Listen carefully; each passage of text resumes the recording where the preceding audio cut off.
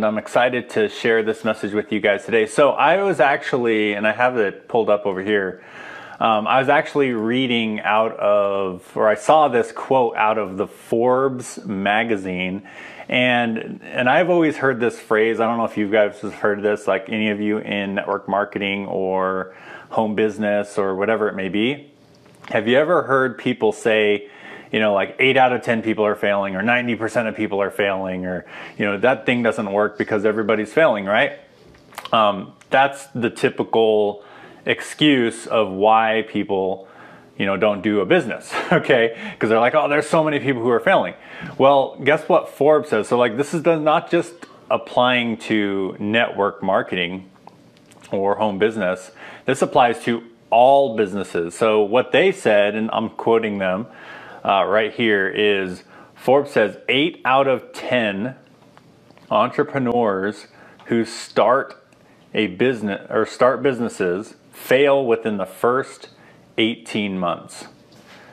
So isn't that crazy? So 8 out of 10, this is what Forbes quoted, you know, 8 out of 10 businesses, all businesses that start a business, like a new startup business, and we're not talking about established ones, so they're not in the statistics because they've made it, right?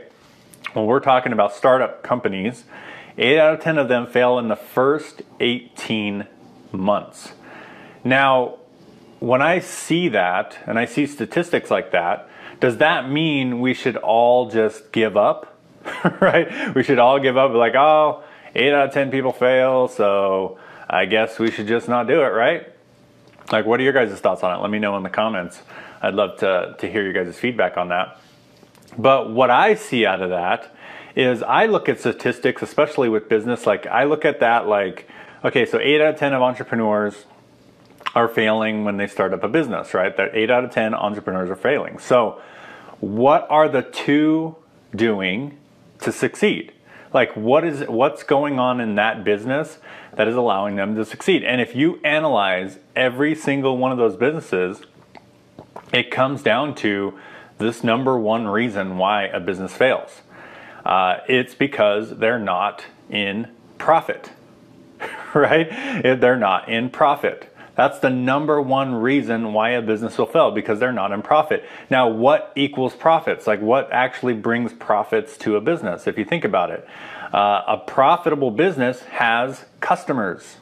They have sales or whatever it may be, right? They have customers coming in and buying their products. Like, think about Walmart, right? They're profitable. Why? Well, because they have millions of transactions every single day and customers coming in to their business, right? So that is why they are profitable, right? Hey, Katie, how you doing? It actually has like a little button that says wave. That's interesting. I didn't think. So I'm waving at you. That's funny. Like, you have to actually push a button to wave. Isn't that interesting? Like, can't you just do that? I don't know. But anyway, so 8 out of 10 are failing. So you have to think about what are the two doing that are profitable? What are they doing for profits? Well, they have customers, right? Yeah, you can hear me. That's good. They have customers. So that's the key. So if you think about it, I think all statistics are kind of just, here's a good one. 99% of statistics are not real, right? Just kidding. But the bottom line is, like, statistics, I actually don't think business is a statistic.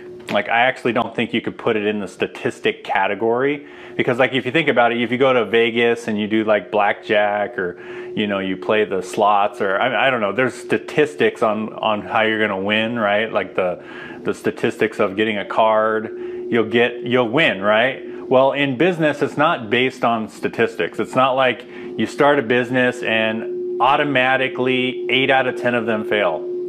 That's not how it works, right? How they fail is they don't get customers. That's how they fail. They don't fail because of a statistic.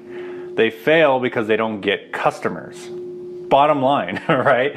So if you know that going into the home business space, or whatever space that you're trying to build, or whatever business, because Forbes says 8 out of 10, all entrepreneurs that start a business fail, right? Well, to me, that means you got to think about what the two are doing to be profitable in their business, which is getting more customers, right?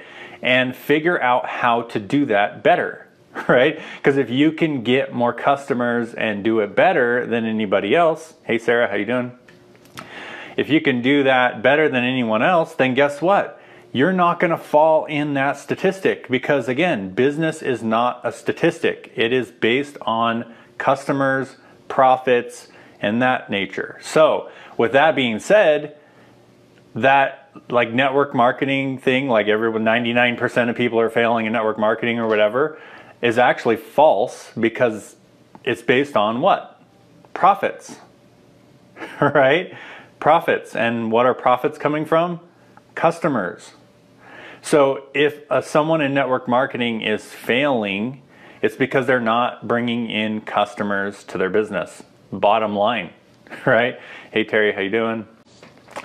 So that's what's going on. They're just not bringing customers in their business. And so in order to be successful in network marketing, you got to bring more what?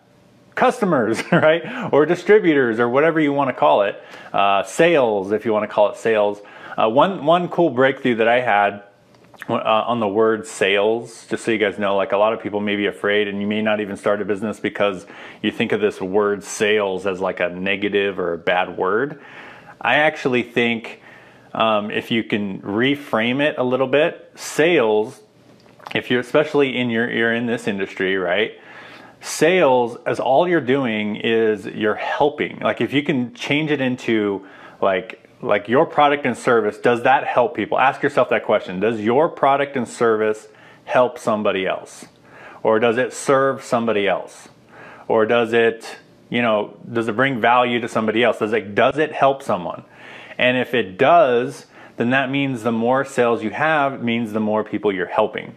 Okay? So if you can attach sales, that word sales, to helping people, okay, if you can attach the word sales to helping people, then you're going to be a lot better at making those sales and bringing those customers in, because every customer that you bring in leads to, a better future for them, okay? Leads for a better future for them. So it brings more value to them and helping them. So that's my quick little message for today. If you guys are worried about the whole 8 out of 10 people failing, don't worry about that, because business is not a statistic. A business needs customers, okay? A business needs customers, and that's how you get profitable. So if you are trying to build a business from home and you want to learn how to generate more leads and customers, then you can go get one of my free trainings on my blog, whoismikehobbs.com, whoismikehobbs.com.